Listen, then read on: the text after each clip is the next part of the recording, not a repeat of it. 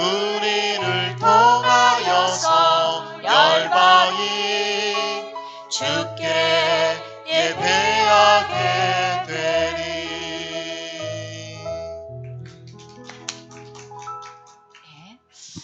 오늘 이 화요일 중보 예배에 우리에게 주시는 하나님의 말씀은 누가복음 18장 1절에서 8절까지의 말씀이 되겠습니다.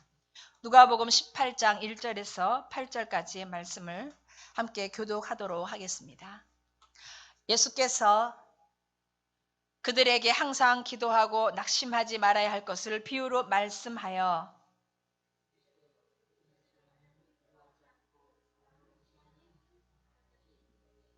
그 도시에 한 과부가 있어 자주 그에게 가서 내 원수에 대한 나의 원한을 풀어주소서 하되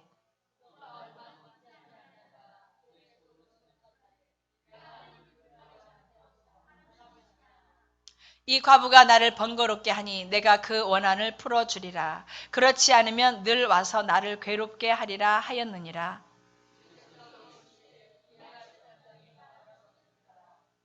하물며 하나님께서 그 밤낮 부르짖는 택하신 자들의 원한을 풀어주지 아니하시겠느냐.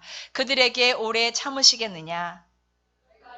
이르노니 속히 그 원한을 풀어주시리라. 그러나 인자가 올 때에 세상에서 믿음을 보겠느냐 하시니라. 아멘. 계속 기도하세요 라는 제목으로 우리 이용인 전도사님께서 말씀 선포해 주시겠습니다.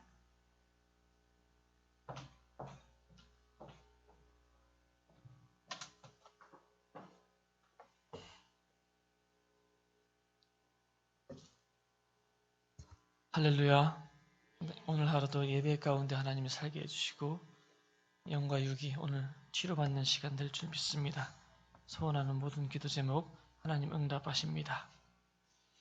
자, 우리 한번 인사 한번 하고 시작할까요? 좌우 앞뒤 다 계시죠? 엄청나게 많이 모였습니다. 참 잘생기셨습니다. 잘생기지 않아도 잘생겼다 해주세요. 저는 이우영 전도사입니다. 인사를 드리겠습니다. 처음 설교를 하는 데서 인사를 한번 드리고 설교를 시작합니다. 다른 때는 인사 안 할 거예요. 전도사가 무엇인지 또 궁금히 생각하다가 어떤 전도사님이 그러더라고요. 전혀 도움이 안 되는 게 전도사예요.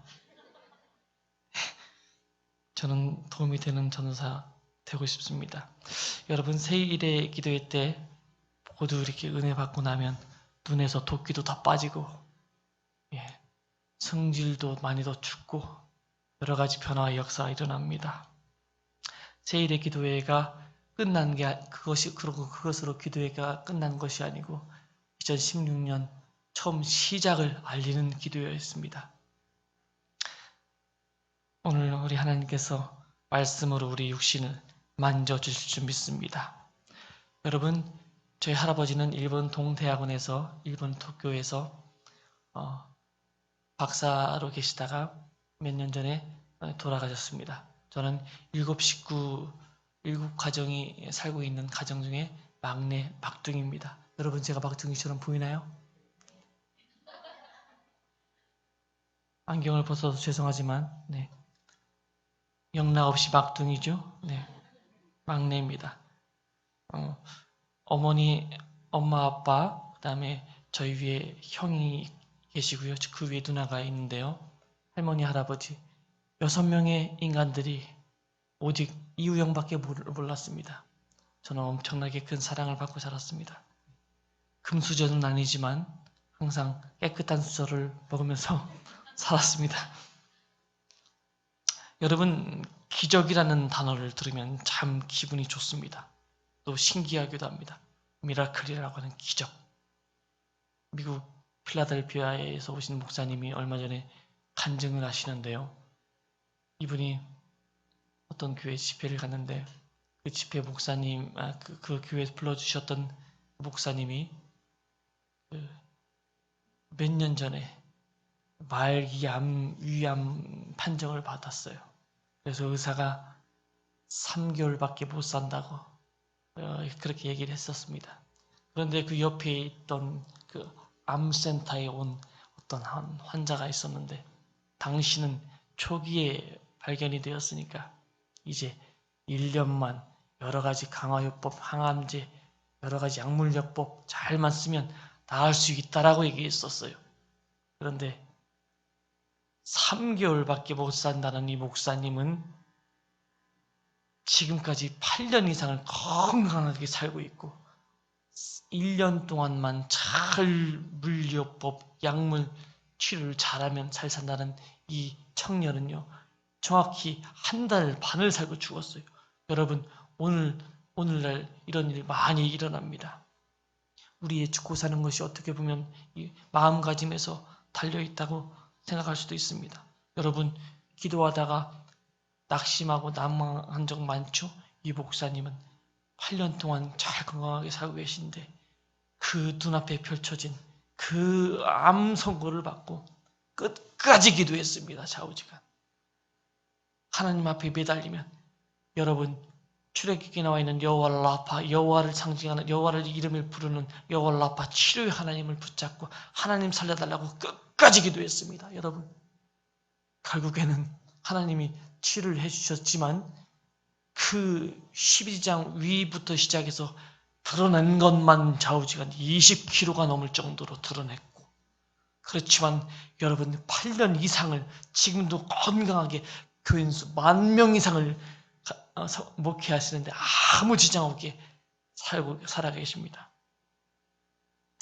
여러분 오늘 말씀 누가복음 18장을 여러분 읽었습니다.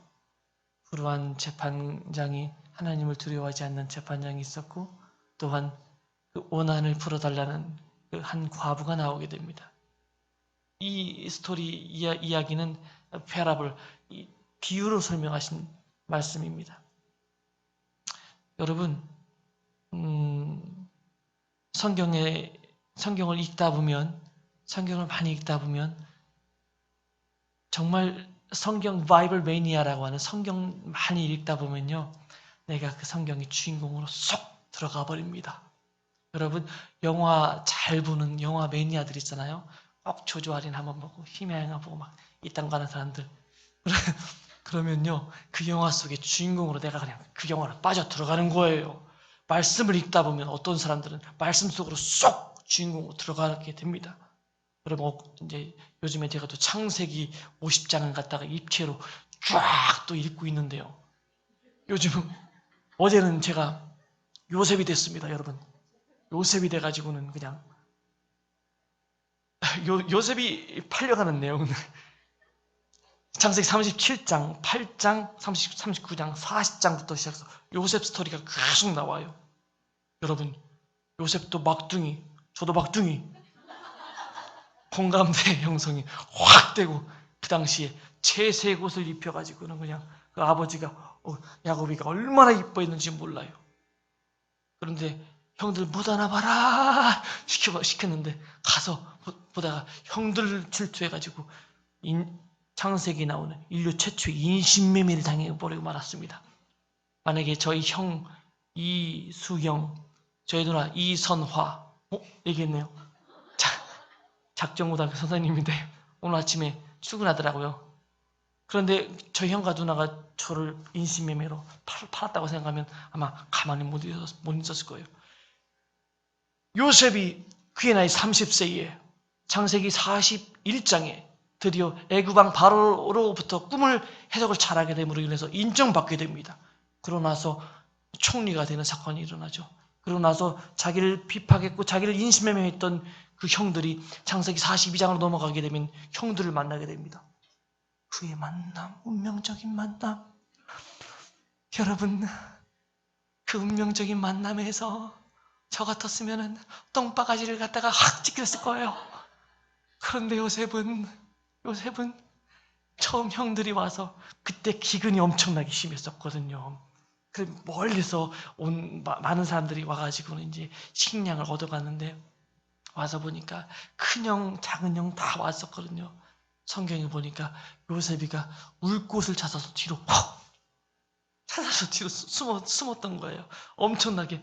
여러분, 아무리 또 원수지만은 그 몇 년 동안의 그 자기의 감옥살이, 여러분, 구치소, 교도소 가보셨어요? 감옥소 가보셨어요?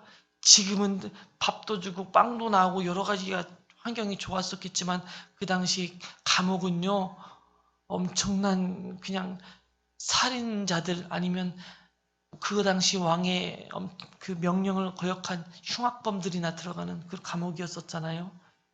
여러분 생각해 보세요.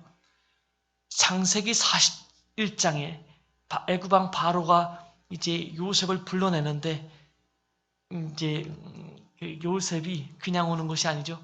성경에 보니까 수염도 다 깎고 머리도 좀 저기 여러분 자스리 알아요? 자스리 해요? 자스리 가가지고 좀 헤어 좀 잘 좀 하고 그냥 좀 옷도 좀 잘 입혀가지고 수염도 못 갖고 밥도 제대로 못 먹고 그런 곳에서 여러분 제가 그 자리에 요셉이 되어보고 막 그랬어요. 오늘 누가복음 18장에 여러분 이 과부의 원한을 스토리가 나와 있는데요. 과부가 한번 되어보시고 그리고 또 불우한 재판관이 되어보시고 여러분 믿음의 사람은요 낭망할 때 낙심할 때 오히려 그 위기를 기도 제목으로 삼아버립니다. 성경에서 여러 가지 기도 스토리가 많이 나오지만 특별히 한나의 기도를 사무엘상 1장에서 볼 수 있습니다. 여러분 한나는요 사무엘상 1장에 인물들이 나오는데 엘가나, 그다음에 분인나, 한나 이 세 명의 인물을 주목해 볼 수 있습니다. 그런데 엘가나 남편이 있었고요. 분인나에게는 자녀가 있었고 하나님이 태문을 열어주셨던 것 같아요. 그래서 아이가 있었고 한나는 아무리 아기를 낳으려고 했어도 자녀가 없었어요. 그런데 한나의 대적 그 분인나가 날마다 영어 성경에는 the daily 매일매일 찾아와서 그 한나를 괴롭게 했습니다. 여러분 그런데 이 엘가나는요 상당히 멋진 남편이에요. 이래봬도 사무엘상을 읽다 보면 한나에 집중하고 여러 가지 한나의 그런 기도에 대해서 집중하기도 하지만 엘가나는요 상당히 멋진 남편이에요. 왜냐하면 한나가 훌쩍훌쩍 울고 있을 때요 엘가나는 이렇게 얘기합니다. 나 누구? 한나야 한나. 이름 한시 이름 나 움직이네요 이거. 날 보라. 10명의 아들보다 내가 당신께 훨씬 낫지 않소. 이야 멋지지 않아요? 예를 들어서 이런 거죠.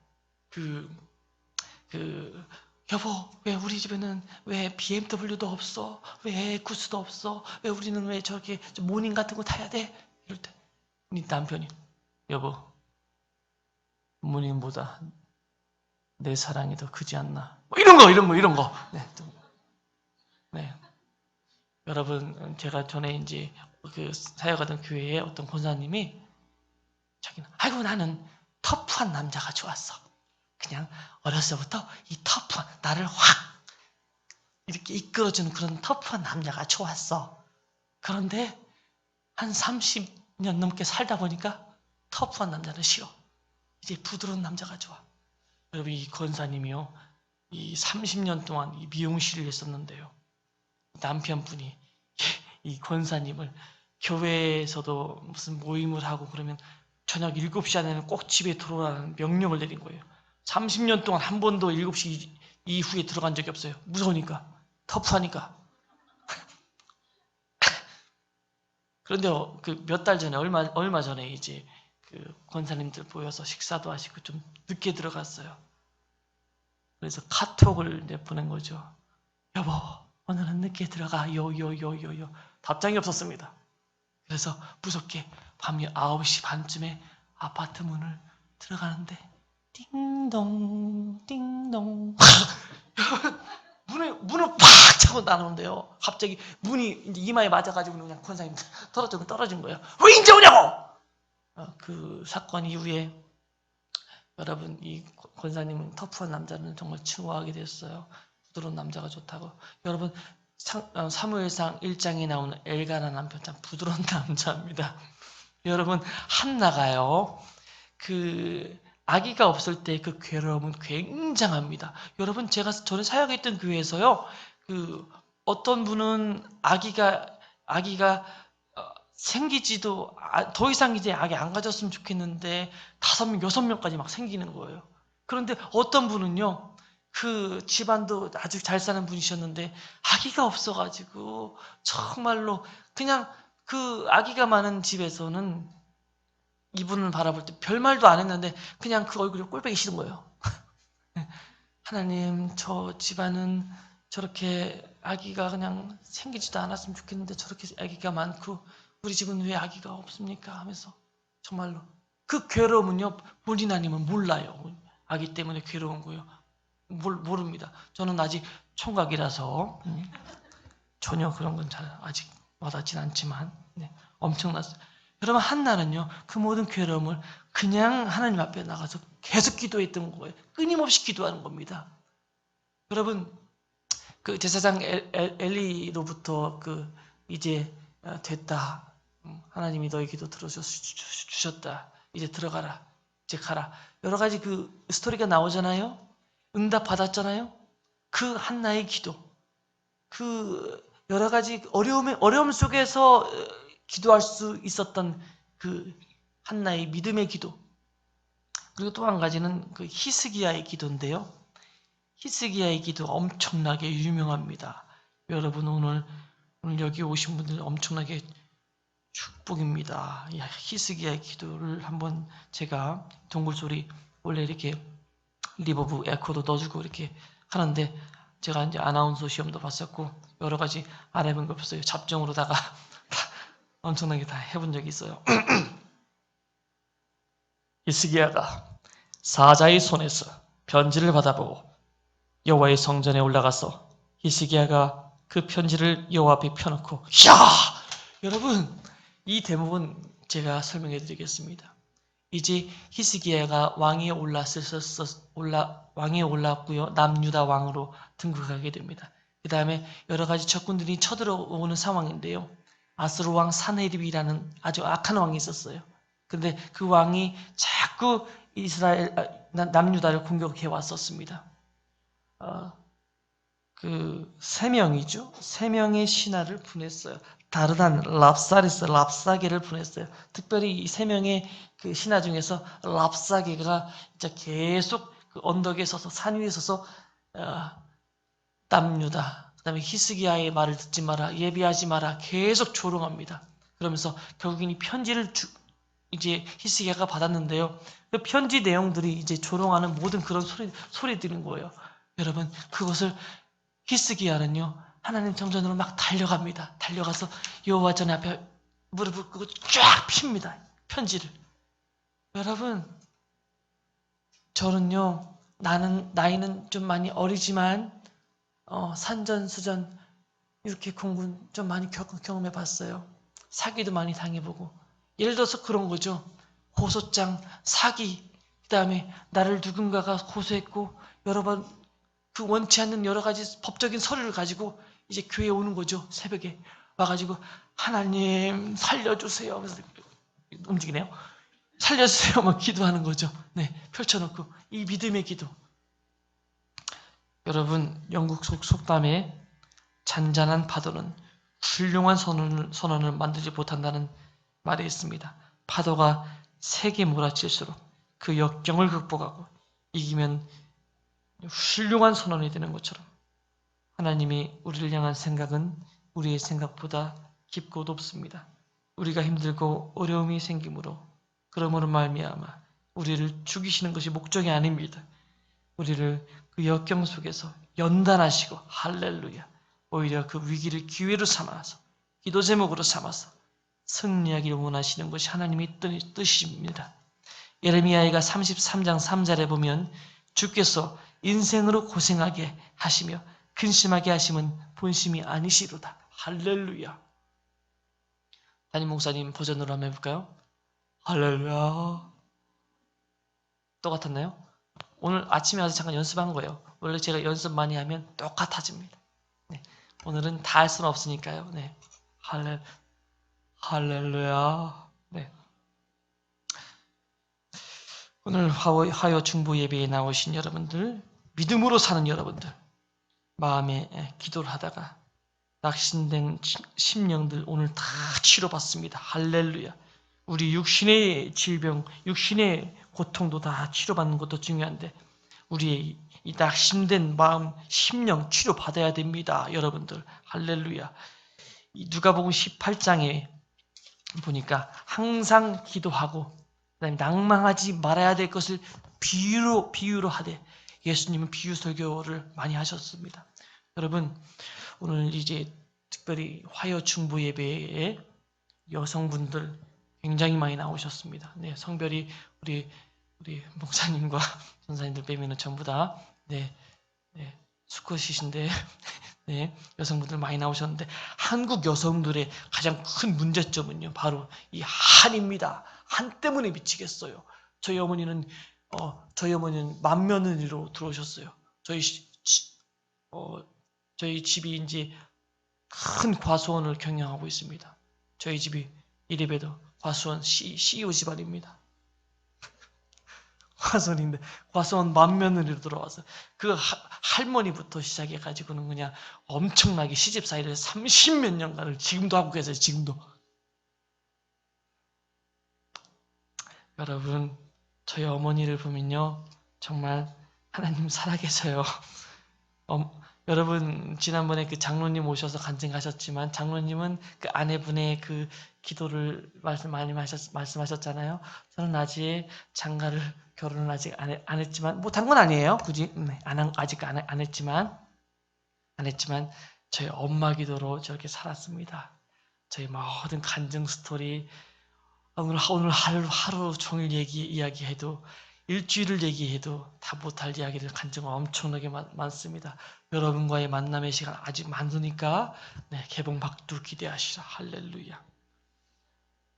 오늘 마음의 부병, 낙심된 거, 낭망한 마음들, 보이지 않는 것들 모두 살아계신 하나님의 말씀으로 치료해 주십니다. 히브리서 4장 12절에 보니까 하나님의 말씀은 살았고 할렐루야 활력이 있고 좌우에 날선 어떤 검보다도 예리하여서 혼과 영과 및 관절과 골수를 찔러 쪼개기까지도 하며 마음과 생각과 뜻을 판단하나니 할렐루야. 오늘도 말씀으로 수술받는 시간 되길 바랍니다. 말씀의 힘은요 굉장합니다.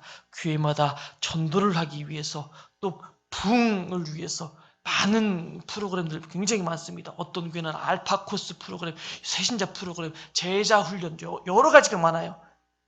여러분 결국엔 하나님 말씀입니다. 네, 말씀으로 전도하고 말씀으로 부흥됩니다. 네. 예수님 다음으로 훌륭한 믿음의 사람 우리가 잘 알고 있는 인물 사도 바울은 고린도후서 1장에 보니까 살 소망까지 끊어졌다고 했습니다. 여러분 하나님 주님을 위해서 여러 가지 일을 하다 보니까 고난과 그런 고난이 있을 수가 없어요. 살 소망까지 사형 선고까지 받았다고 고린도후서 1장에 나와 있습니다. 그러나 다시 일어나는 것은 하나님만 의지하는 그의 사도 바울의 중심에서 일어나는 믿음으로 말미암아 역사가 일어났던 것입니다. 오늘 저와 여러분들 모든 어려움과 역경과 낙담과 낙심의 모든 것들 죽은 자를 살리시는 하나님을 의지함으로 말미암아 살 수 있습니다. 이길 수 있는 것입니다. 여러분 우리가 주님을 믿는 것처럼 생각하지만 믿음이란 하나님이 주시는 선물입니다. 내게서는 우리에게서는 절대로 생길 수가 없습니다. 만일 우리 속에 믿음이 있다면 그것도 하나님이 주시는 선물입니다. 사도 바울의 깨달음의 진리는 내가 하나님을 믿는 것이 아니라 하나님께서 나를 믿어주셨구나 라는 진리에서 왔습니다. 그렇습니다. 하나님은 나를 믿어주시고 나를 끝까지 포기하지 아니하십니다. 여러분 큰 소리로 한번 따라해 볼까요? 네, 여러분들 일당백 하셔야 돼요. 이전에 꽉 찼다고 생각하시는 거예요. 하나님이 아직 포기하지 아니하셨는데 조금만 더 크게 합시다. 이따가 점심 먹으니까요. 하나님이 아직 포기하지 아니하셨는데 내가 포기할 권리가 없습니다. 할렐루야. 할렐루야. 내가 병이 들었다고, 내가 좀 부족하고, 내가 좀 어렵다고 포기하십니까? 여러분, 하나님은 아직 포기하지 아니하셨고, 여러분이 왜 포기합니까? 심지어 여러분의 기도 제목이나 여러분의 자녀들을 향해서 여러분이 다 포기했을지라도 하나님은 아직 포기하지 아니하십니다. 그러므로 우리는 포기할 권리가 없습니다. 내가 주님을 믿기 전에 주님은 나를 먼저 믿어주셨습니다. 내가 나를 포기하고 싶을 때 하나님은 나를 포기하지 아니하시고 할렐루야, 나에게 은혜를 주시고 나에게 믿음을 주시고 나는 너를 버리지 아니하였노라, 나는 너를 포기하지 아니하였노라, 내가 너의 체질을 아노라. 할렐루야. 내가 주님을 믿기 전에 주님이 먼저 나를 믿어주셨습니다. 내가 주님을 인정하기 전에 주님이 먼저 나를 인정해 주셨습니다. 여러분, 어른이고 아이들이고 인정받아야 삽니다. 할렐루야.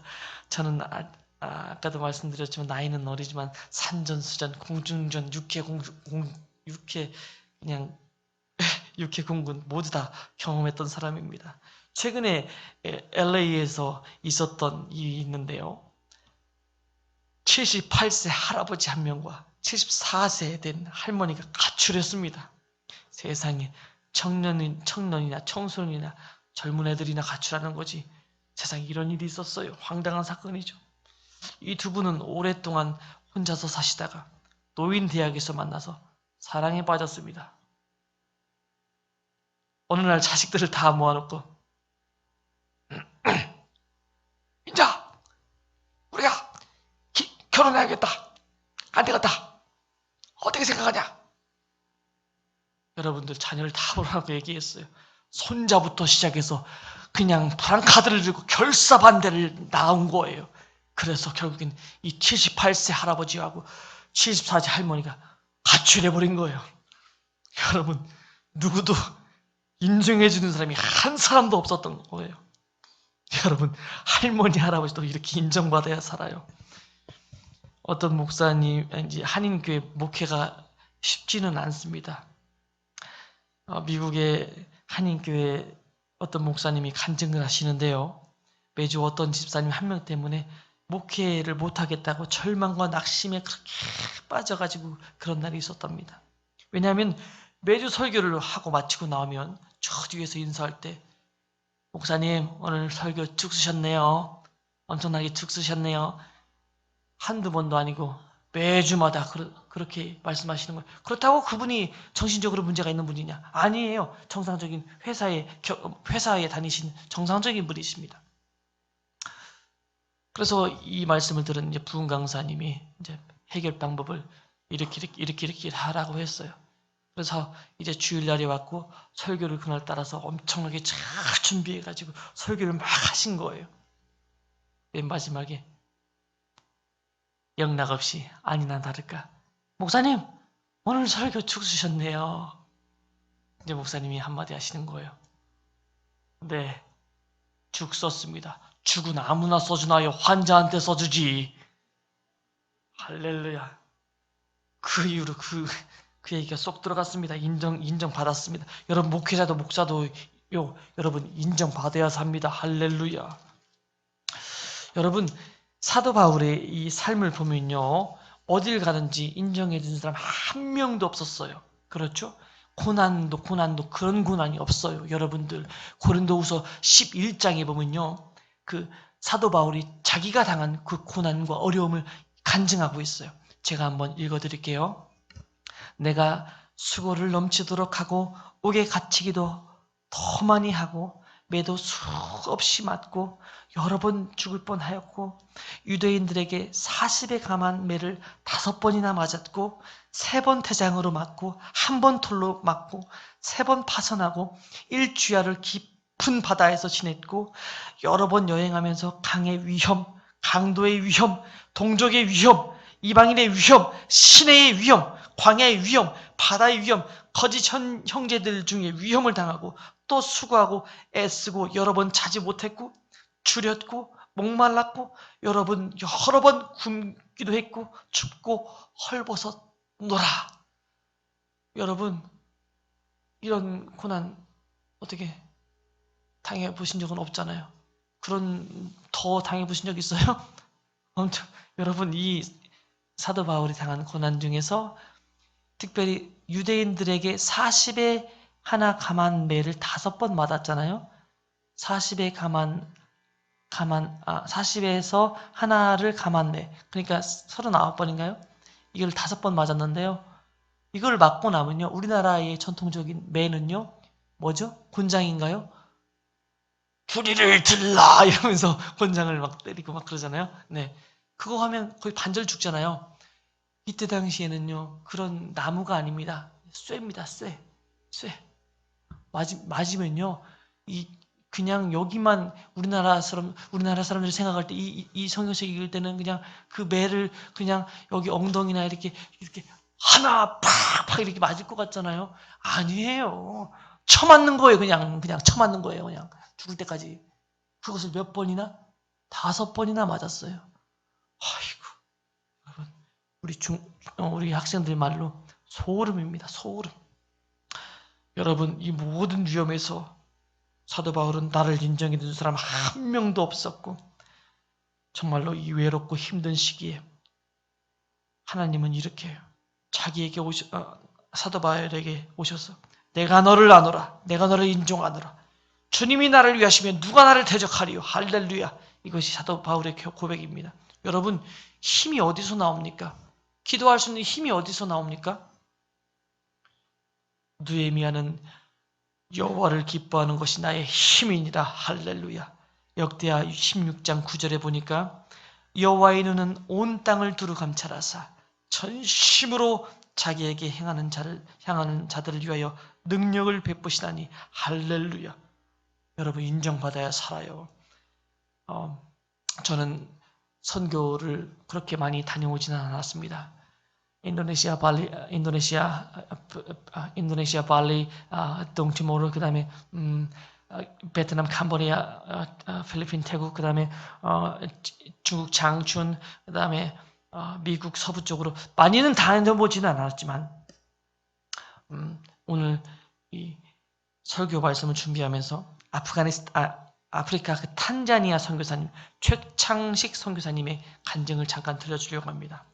여러분 이 최창식 선교사님은요, 이 형제가 5명인데 전부 다 남자예요. 근데 막내로 태어났어요. 그런데 이 최창식 선교사님이 그때 당시 탄자니아에서 오셔가지고 그 동남아에서 선교 대회할 때 오셔서 간증을 하시는데요. 여러분 저는 초등학교 국민학교 3학년 때 살 소망이 끊어졌습니다.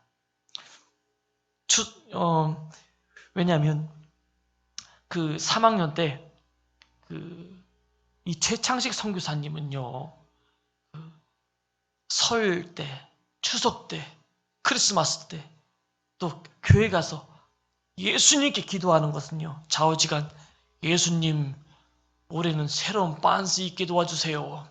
그 기도였어요. 형들이 많으니까요. 가난했어요.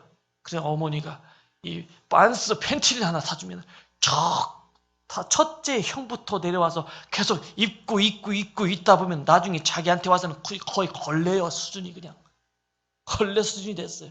그래서 이 3학년 최창식 선교사님의 기도는 바로 이 하나님 올해는 제발 새 빤스 입게 도와주세요.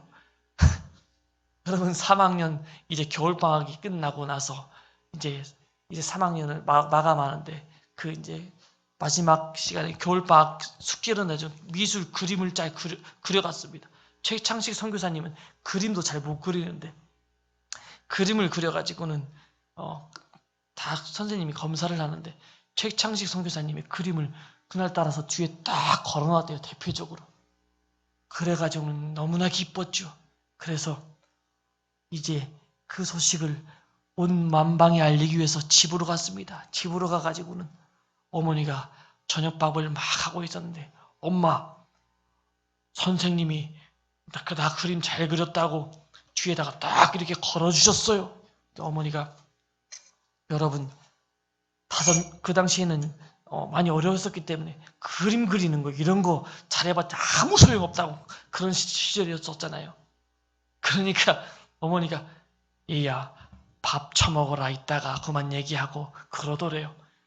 여러분, 최창식 선교사님이 이 간증을 하는데요, 갑자기 눈물이 글썽글썽 거려요. 그래서 그 다음에 그러면 이제는 아빠한테 얘기해야겠다. 이따 밥 먹을 때 밥상을 가져왔고 이제 밥을 먹는데, 그런 거, 아빠 오늘 선생님이 내 그림 뒤에다 쫙 걸어주셨어요.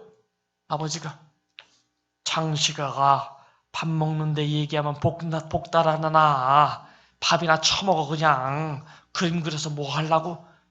최창식 선교사님 3학년 때 살 소망이 끊어진 거예요. 누구 하나 인정 있는 사람이 없고, 이제 상처받고 엄마에게 상처받고 아빠에게 상처받고, 이제 그러면 조금 있다가 나랑 친한 이제 바로 위에 넷째 형한테 얘기하면, 나랑 같이 잠을 자는 형한테 얘기하면 형은 좋아해 주겠지. 자다가 벌떡 일어나서 형을 깨웠어요. 형, 오늘 선생님이 내 그림을 뒤에다 딱 걸어주셨어.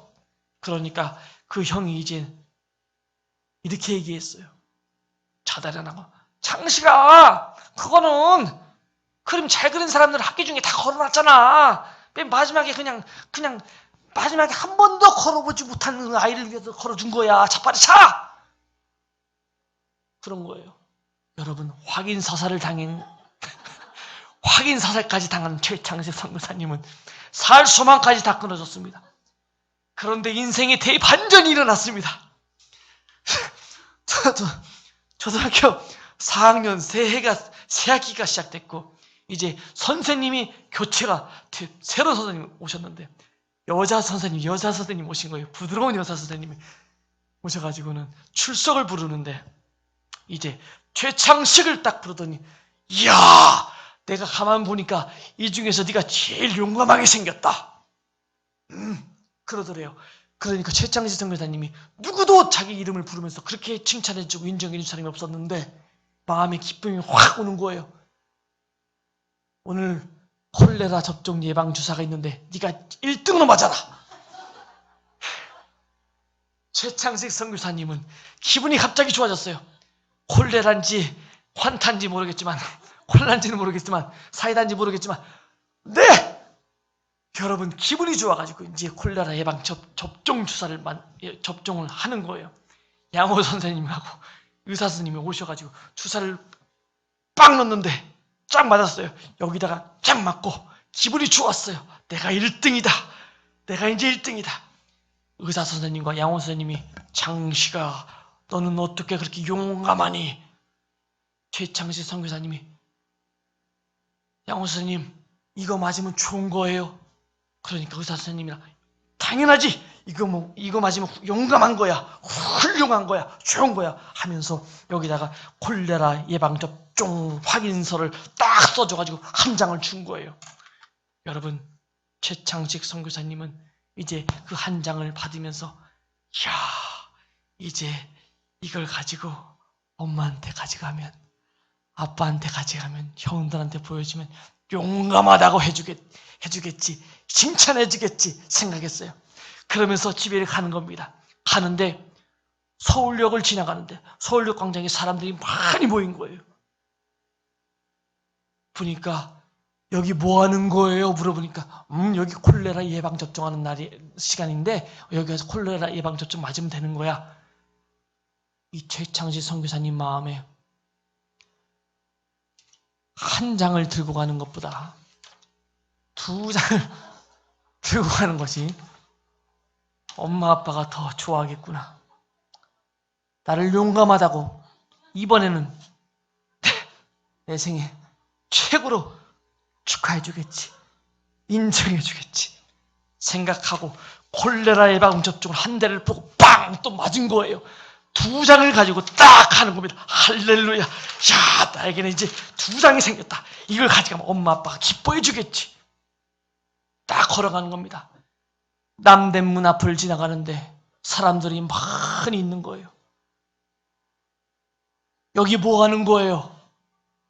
콜레라 예방 접종하는 곳이란다. 야, 2장 가졌는데 2장으로는 안 된다. 3장 가지면 더 칭찬해 주겠지. 할렐루야 하면서 이제 콜레라 예방 접종을 이쪽에다 한 방 또 빵 맞은 거예요. 3장을 가지고 갔습니다. 여러분 웃지만은 지금 우리는 다 웃지만은 이 초등학교 4학년의 그 마음속에 돌아가 보세요. 얼마나 인정받고 싶었으면 집에까지 가는데 콜레라 예방 접종 6방을 맞아버린 거예요. 나중에는 콜레라 걸려버렸어요. 그냥. 여러분 지금 상당히 지금 웃겨가지고 지금 절제가 안 되는데 여러분 인정받고 싶은 이 최창시 선교사의 이런 마음들 얼마나 인정받고 싶었으면 그렇겠어요. 여러분 이 말씀을 전하시는데요. 그 최창시 선교사님이요. 그 간증을 하면서 막 울면서 웃으면서 얼마나 여러분 할렐루야.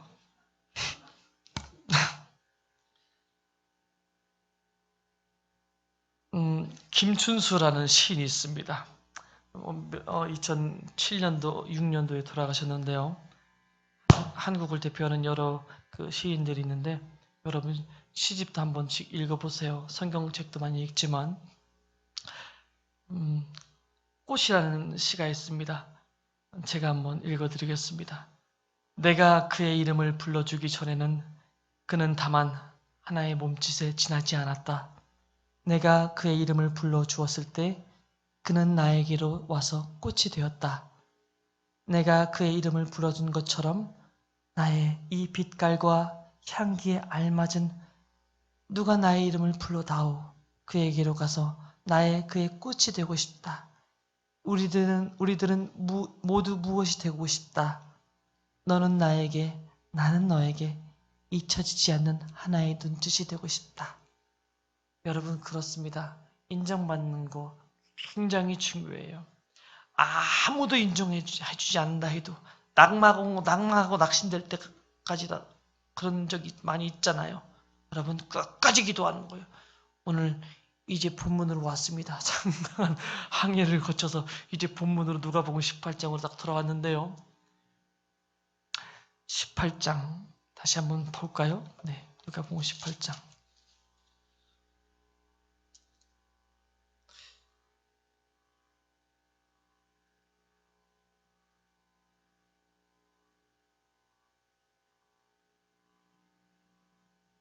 여러분 오늘 말씀은 예수님께서 비유로 말씀하신 내용이고 왜 말씀해 주셨냐면 항상 기도하고 낙심하지 말라라는 그 중심적인 내용입니다. 이것이 바로 오늘 말씀의 핵심인 것입니다. 세일의 기도회를 통해서 기도의 줄기가 계속 이어지는 것입니다. 항상 기도하는 것입니다. 그냥 기도하는 것이 아니고 항상입니다.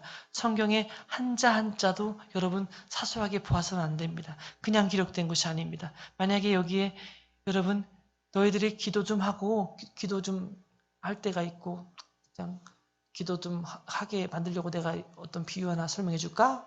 이것이 아니고 항상 기도하고 낭망하지 말라는 기도를 위해서 말씀하신 내용입니다. 여러분, 저희 어머니는 시골에서 과수원을 저희 아버지와 함께 경영하고 계시는데요.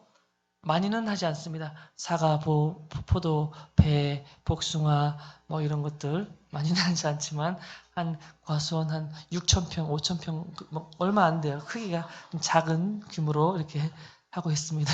네, 나락이라고 하죠. 네, 논도 한 많지는 않아요. 40필지, 50필지 정도 많지는 않습니다. 밭농사도 포함하면 그렇게 많지는 놀라지는 마세요. 그래서 제가 금수저는 아니고요. 네, 그냥 깨끗한 수저로 밥을 먹고 살았습니다.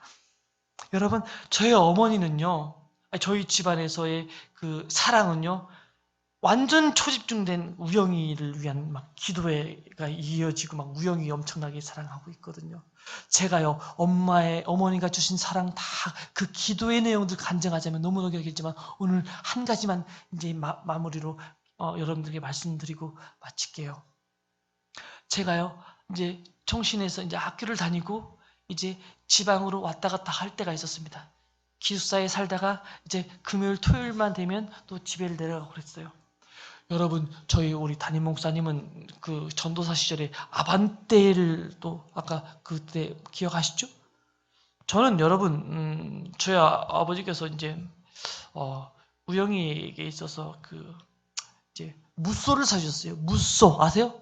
무쏘. 네, 무쏘를 사주셨는데 무쏘를 구입하게 되기까지의 간증도 나중에 하겠습니다. 여러분, 그런데요. 제가 이제 금요일 날 채플 예배를 마치고 나서 이제 출발해서 쫙 이제 경부고속도로를 타고 쫙 가는 거예요. 쫙 내려갔어요. 내려갔는데 거기가 경부고속도로를 쭉 타고 내려가다 보면 우리나라가 전쟁 시에 사용하기 위해서 활주로로 사용하기 위한 그런 부분들이 있습니다. 중앙 분리대도 이렇게 긴급시에는 없앨 수 있는 그런 부분들이 있어요. 그런 부분들이 있는데 그런 곳이 있는데 그곳을 지나갈 때쯤이었습니다. 제가 1차로로 130km, 120km를 꾸준히 밟고 있었는데요. 제가 그날따라 새벽 기도하고 또 수업도 듣고 그 다음에 채플 예배까지 마치고 짐도 좀 많고 싸고 이렇게 옮기고 하면서 좀 피곤했었습니다. 1차로로 붙어가지고 120km로 쭉 가는데 뒤에서 갑자기 빵! 그러는 거예요. 네. 아마 제가 졸았던 것 같아요. 그래서 정신을 딱 잡고 보니까 핸들이 휘청했어요. 그래서 아이고 큰일 났다. 아이고 졸면 큰일 나지. 계속 갔어요. 여러분, 졸리면 쉬어가세요. 졸리면 계속 운전하시면 안 돼요. 졸리면 쉬어가세요. 정말로. 그래서 아이고 안 되겠다 해서 계속 또 정신 차리고 계속 막 이렇게 운전을 해서 막 가는 거예요. 가다가 갑자기 팡 소리가 나더니요. 여러분, 제가 순간 또 졸았고 1차로 중앙 분리대를 들이받았고요. 타이어가 펑크가 팍 났고요. 차가 120km에서 1차로에서 뒤집어지기 시작하는데 한 번, 두 번, 세 번, 네 번 계속 돌아가지고는 옆에 있는 그 포도밭이에요. 지금도 아마 포도밭 있을 것입니다. 그 포도밭. 경부고속도로를 타고 쭉 내려가다 보면 백석대학교 간판 큰 거 있고 그쪽에 포도밭 있고 아마 거기 끄덕끄덕 계신 분은 지나가다 보신 것 같아요. 그쪽 포도밭으로 제가 팍 떨어졌는데요. 차가 여러분 제가 지금 말씀드리지만은 120km 아마 40km 60km만 돼서 차가 뒤집어져도요 살 가능성은 많이 없을 것 같아요. 120km 이상을 쫙 받고 가다가 타이어가 터지고 쫙 3번이 뒤집어지는데요. 여러분, 뒤집어지면서 제가 그때 20살, 21살의 나이에 어떤 생각이 드냐면 교통사고 나면 이렇게 죽는 거구나. 이렇게 인생은 끝난 거구나. 순간 이게 죄송해요. 이게 탁탁탁 되는데요. 그냥 이게 아무것도 생각이 안 나요. 그런데 뒤집어지는 가운데 여러분 신기한 현상이 일어났어요. 뭔가가 이렇게 어떻게 표현해야 될까요? 스펀지와 같은 큰 이렇게 다이어트 할 때 하는 볼 같은 거, 큰 풍선 같은 푹신한 그런 게요. 제 몸을 이렇게 쫙 감싸는 거예요. 감싸더니요. 쩌렁쩌렁하는 것 무슨 청척병력이라고 하나요? 큰 소리로 이놈아 살아야 돼! 막 이런 소리가 막 들은 거예요. 들리더니 이렇게 쫙 check해가지고 난간에 포도밭에 차가 이렇게 딱 떨어진 거예요. 그래서 차가 이렇게 한 번, 두 번, 세 번, 네 번 뒤집어져서 콱 왔는데요. 딱 눈을 떴어요. 눈을 떴는데 살았더라고요. 그 얘기를 듣고 차는 완전히 다 부서진 거예요. 여러분 미국 영화 보면 미국 차가 굉장히 튼튼하잖아요. 옛날 영화 보면 그 제임스 딘 영화 보면 차가 막 뒤집어져도 살잖아요. 네, 다 그렇진 않아요. 되질 수가 있어요. 다 그렇진 않아요. 그런데 차 유리창은 다 깨지고요. 완전 물소가 부서진 거예요. 저는요 창문을 막 깼어요. 왜냐하면 문이 안 열리는 거예요. 너무 그래가지고 유리가 다 깨졌기 때문에 그 유리 사이로 제가 삐져나왔어요. 나왔더니 세상에 영화의 한 장면처럼 저기 끝에서 저기까지 차들이 안 가고 쫙 서 있어서 사람들이 사람 되졌나 죽었나 이게 다 보고 있는 거예요. 다 나와서 죽은 줄 알고. 그러더니요 그 담배를 이렇게 쫙 어떤 피시는 분이 탁 오시더니 이렇게 걸어오셨어요. 그 난간으로 쭉 이렇게 논길을 따라서. 자네 살았네. 용케 살았네. 아이고 저기 뭐야 이거 무소 때문에 살았구만. 무소 때문에. 여러분 아니에요. 하나님이 살리셨어요. 이렇게 얘기를 했어야 되는데 이렇게 얘기를 했어야 되는데 그렇게 얘기를 못하고 하나님이 살려주신 거죠. 여러분 자네 내가 뒤에서 자세히 봤는데 자네 졸음운전했지? 처음에 휘청하더라고. 그런데 참 신기해. 자네 뭐 하는 사람이야? 그 자네 차가 지금 대형 트레이너가 굉장히 많이 갔는데 자네 차가 한 번 뒤집어지면 트레이너가 슉 가고 한 번 뒤집으면 슉 가고 한 번 뒤집으면 슉 가고 해가지고 내가 6대인가 5대가 그렇게 지나갔대요. 만약에 자네 차 거기 중간에 꼈잖아? 우리 다 사고 났고 대형 사고야. 자네 운도 좋아. 아무튼 뭐 하는 사람이야? 그래서 뭐 전도사입니다. 아니면 뭐 했어야 되는데 예, 감사합니다. 너무 정신이 없어가지고 여러분 그날요 저 털끝 하나도 안 아프고요. 교통사고 후유증도 없이 지금까지 멀쩡하잖아요. 네. 여러분 그날요 어머니가 밤에 막 기도를 하는데요. 제가 3번 뒤집어지더랍니다. 그냥 제가 그 새벽에 밤에 이제 밤새도록 철야에 기도하시는데 그 막 기도를 막 시키시더라네요. 기도하는 거. 여러분 기도의 힘, 여러분도 더 많은 간증이 있으시잖아요. 화요 중보 예배를 왜 만들었을까요? 월드와이드 교회 기도의 불이 꺼지지 않기 위해서. 할렐루야. 오늘 말씀 붙잡고 이제 기도합시다. 오늘 아무도 나를 인정해 주지 않고 또한 내가 너무 기도하다가 낙심되고 낭망했을지라도 하나님은 포기하지 아니했습니다. 할렐루야.